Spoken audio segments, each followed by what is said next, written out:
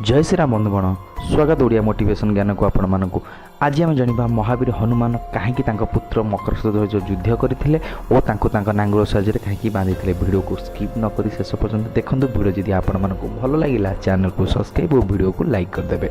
जिते महिरावण प्रभु रामचंद्र को पाताल लोक बंदी कर नहीं जाते से समय प्रभु हनुमान 7 लोक पार कर पाताल लोक जा पहुँचते जिते पाताल लोक महावीर हनुमान जाते प्रभु रामचंद्र को खोजापी से समय मकर ध्वज बाहर थे हनुमान को अटकई थे बिना अनुमति कौन भी लोक पाताल लोक पशि पारे कहीं ये मो स्वामीर आदेश।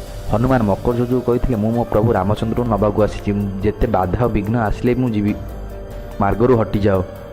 मकर ध्वज कहते मो मार्गरू हटि पारि तुम्हें मत युद्ध हरई भितर को प्रवेश कर। हनुमान और मकर ध्वज भीषण युद्ध होता हनुमान जो जानले से पुओ बोली हनुमान बुद्धि साहाय्य पुत्र मकर ध्वज नांगुर निजक बांधी जाते और प्रभु रामचंद्र को आनी तो आज जानले हनुमान पुत्र सहित हनुमान कहीं युद्ध होता। जदि आपको वीडियो भल लगे चैनल को सब्सक्राइब और वीडियो लाइक कर दे। जय श्री राम।